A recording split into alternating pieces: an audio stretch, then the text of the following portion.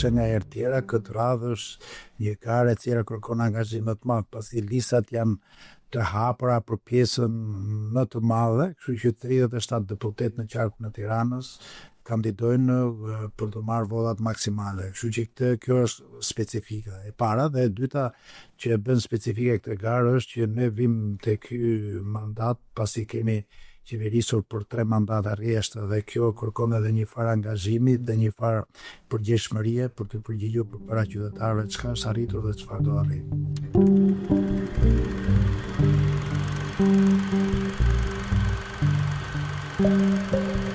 Natyrisht ashtu siç veprohet në një skuadër futbolli ku trajneri do të fusi në skuadër lojtarët më të mirë, konkurenca është, sepse gjithkush kërkon të zdej vend në formacion, dikush në mbrojtje, dikush në mesfushë, dikush në sulm. Kështu që është një konkurrencë e cila vazhdon, por është në finale motivi kryesor është që të fitojë subjekti Partia Socialiste, pasi kjo nuk është një garë individuale, kjo është një garë për gjithë qytetarët shqiptar, për atë aspirat që kemi ne për ta çuar Shqipërinë në Bashkimin Evropian. Pra kjo është më e rëndësishme se sa garat individuale që kemi ne kolegët me njëri tjetrin, ne betemi kolegë.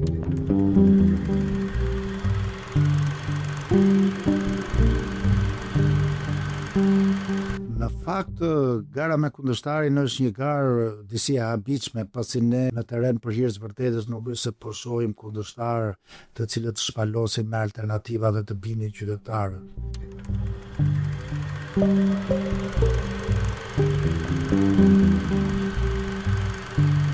Mundësia që është krijuar për sa i përket pjesës turistike. Ne aty e kishim ujvarën e Shëngjergjit, aty e kishim shpellën e Pllumasit, aty e kishim për mënyra se si është fokusuar politika e qeverisë e kësaj mazhurance që këto zona të jenë zona atraktive, padyshim që sjell edhe rritjet nivelit ekonomik.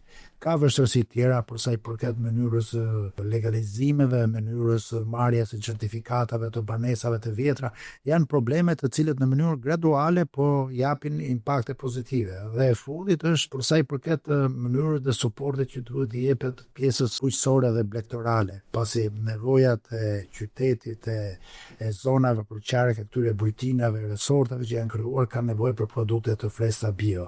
Kështu që në këtë këndvështrim edhe politikat e qeverisjes, qoftë qendrore po qoftë vendore, janë fokusuar në këto objektive.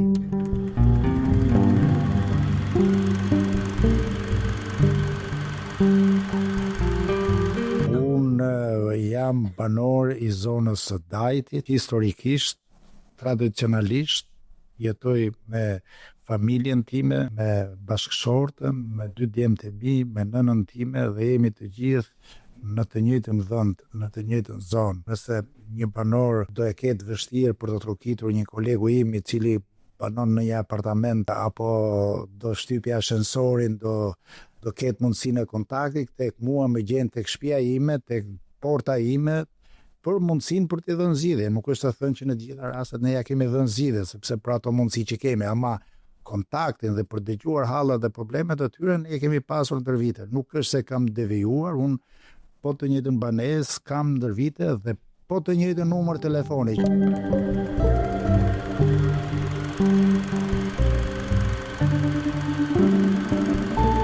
Vota e tyre është zëri i tyre në kuvendin e Shqipërisë. Ndoshta ato e kanë pamundur që problematika të ndryshme që kanë banorët e Brazhitës, e Krabës, e Zallherrit, e Shëngjergjit, e Dajtit, nuk e çojnë dot, ndërsa ato kanë patur dhe do vazhdojnë të kenë besim që vota e tyre është zëri i tyre në kuvendin e Shqipërisë.